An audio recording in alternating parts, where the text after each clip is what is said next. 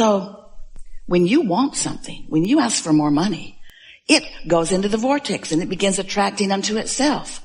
And your inner being, your soul, your source, focuses on it for you and holds the frequency of it so that you can listen your way back to it, so that you can feel your way back to it, so that you can good feeling your way back to it.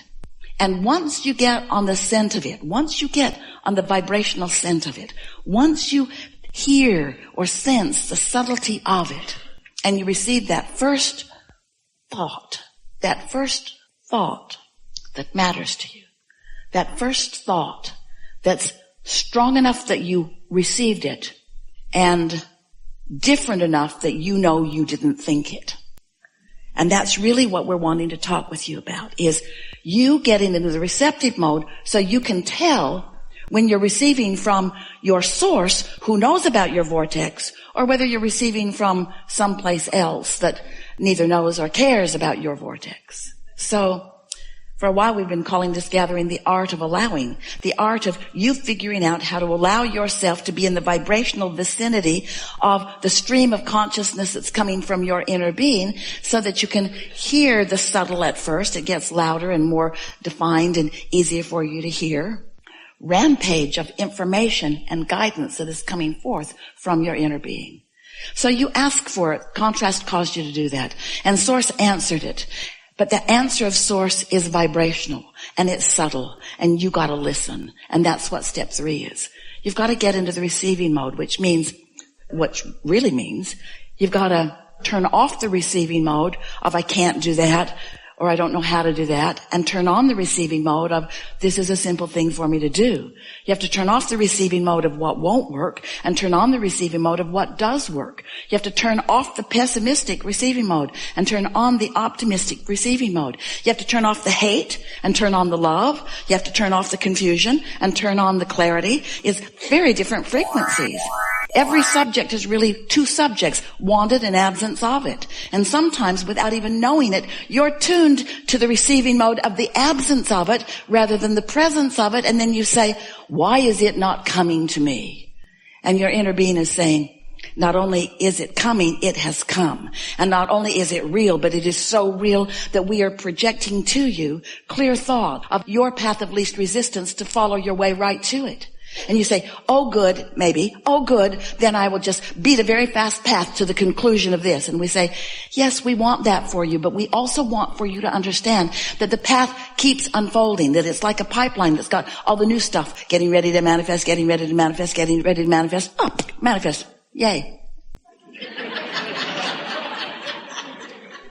But new stuff. Yay. New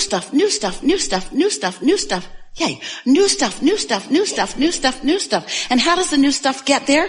By exploring, by having some contrast, by asking for more. It all fits together so perfectly for you. But you gotta stop caring so much about yay and start being willing to reach for the satisfaction of sensing it, of receiving a new thought about it, of being in the flow of it, which really means you want to lower your resistance. Because it's the resistance that's slowing everything down, and it's the resistance that doesn't feel so good.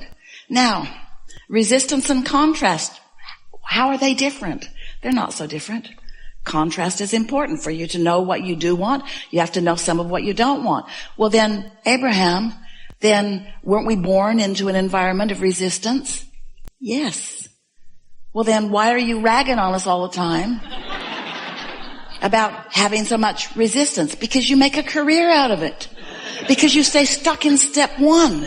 It's like going to the buffet, all of this food, lots of variety, and you look around, don't like that, don't like that, and don't like that, and don't like that, and don't like that, and don't like that. Oh, I really don't like that. Don't like that. I think I might like some of that. Get rid of all the other stuff, because I only like that. Really, I only want this. I don't want any of those other things on the buffet. Please remove them. They're upsetting me. Please remove them. Get rid of all of them. Please get rid of all of them. Get rid of all of them. And the more you say get rid of all of them, they just come out with more plates of them. No. I said, take them away. Why are you bringing more of them? Take them away. As you focus upon what you don't want, more and more and more of it comes, because this is a vibrational universe that is based upon the law of attraction. And when you say yes to something, more of what you're saying yes to comes. But when you say no to something, more of what you do not want comes. And then you become a control freak. A failing control freak. Because you can't control it. You just make yourself crazy trying to remove the things that you don't want because you don't want to see them. It might upset you. And we say, then look over there. I can't look over there because I know it's over there. I know it's there. I know it's there. And we say, so that's what introduces resistance into your equation. Step one is know what you don't want. Well, how long do you have to know it? Do you have to know what you don't want your whole life? Do you have to talk about it every day of your life? Your relatives do, we know. Or can you know what you don't want, which causes you to launch a rocket about what you do want, and then when source gets all over it, and the energy that creates worlds is focused upon it, and the vortex of it begins spinning and attracting the cooperative components, could you look over there? Well, you could, but you say, there's nothing to see. There's nothing to see over there. Look at all this stuff I can see over there. There's all this stuff I can see. I hate most of it. But there's all this stuff over here that I can see. And to look over here, I have to focus more than I'm ready to focus. And we say, so when you think about what you do want, when you launch your rocket of desire, this is a powerful vibration that is causing these vibrations and thoughts to turn to things. But every time you say, but where is it? You introduce more inability to see it. Every time you look for it before it's ripe. It's like putting the kernel of corn in the ground. The farmers do it every day. They put the corn in the ground and you've put yours there.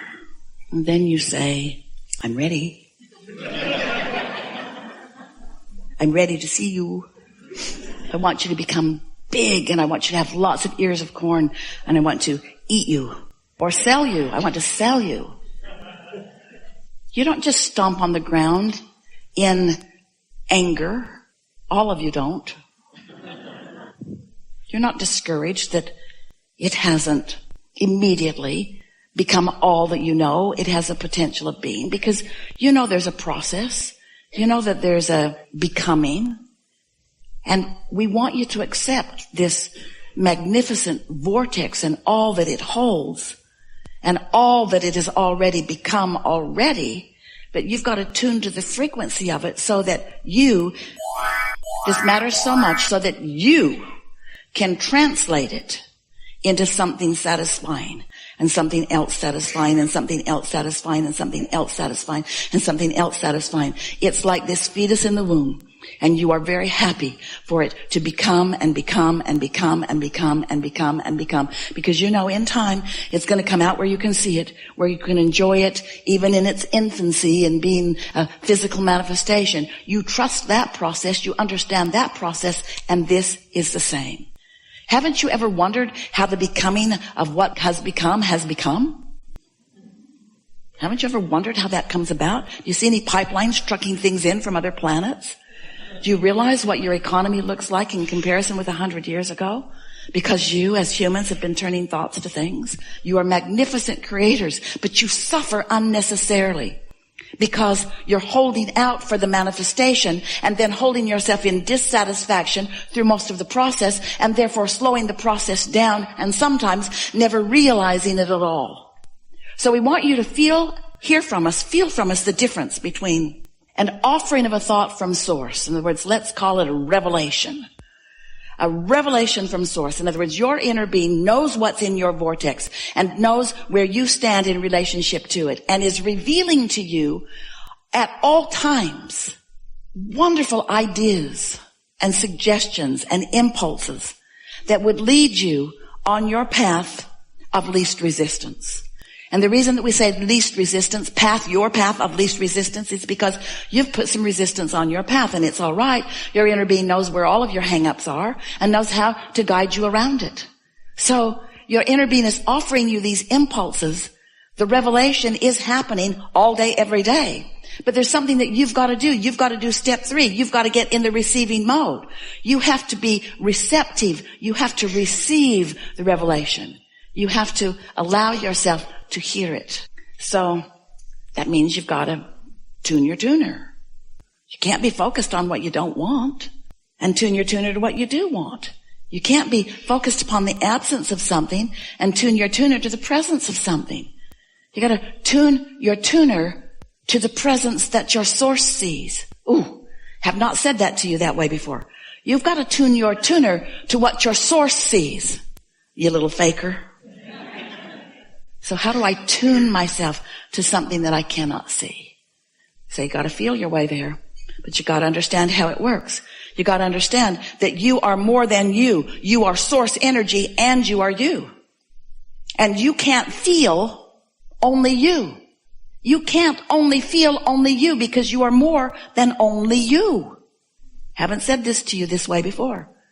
You can't feel only you. If you could, you would not be miserable when you cut yourself off from who you really are. Look around your world. There are those who have cut themselves off so significantly from who they are that they are obviously miserable. Are you one of those? Because your inner being is aware of you and what you want at all times. It's like having a cheerleader cheering you on even when you're depressed and you say, get away from me. Get away from me. And if your inner being would get away from you, then you wouldn't feel so miserable because your misery is about the vibrational relationship between what your inner being knows about what you want and what you are actively offering vibrationally about what you want. That's your guidance system. So how do you tune your tuner? By caring about how you feel. By trusting that your inner being exists. By knowing that your inner being is real. By tuning to the frequency of your inner being. By carefully and maybe tentatively at first choosing a thought and choosing a thought and choosing a thought and feeling how the thought feels. By showing yourself what your inner being thinks about what you're thinking. Everything is about what you're doing about it. We want you to take ownership of what's coming to you. We want you to accept that it is your point of attraction, but we also want you to know that you have the ability, through your focus, through your paying attention to the way you feel as you focus, of molding your thoughts into frequencies that align with who you really are and what you really want so that you can consistently live happily ever after. Now, living happily ever after does not mean contrast-free. Living happily ever after does not mean negative emotion-free. Living happily ever after means understanding the process. Understanding that when you don't want something, that you do want something, and that you have the ability to choose which way you focused, and you can do it now or later. You get to choose all of it. And after a little while, instead of seeking a life of perfection where everything's all settled down and just the way you think you want it, instead, you will happily embrace the adventure of life that gives birth to the new desire, because you know once a new desire is born that your inner being is in on that the source energy within you and the point of attraction that your source energy holds is summoning to who you really are and summoning to your new desire all things that are necessary in order to bring it about in full fruition. That thought will turn to things. Wanted or unwanted, that thought will turn to things. So when you begin to understand that your thoughts are turning to things, and you begin to realize that you have lots of control over the thoughts you think, then what begins to happen is you begin to really enjoy anything that causes a new, unfamiliar desire to be born within you, because now you get the fun, the adventure, the expertise, the hands in the clay of being able to focus in this sort of new arena and then to watch what feels like those who don't understand the laws of the universe, the magic of the universe as the things that you are desiring are coming about right before your eyes. If you like this video, don't forget to subscribe and see you in the next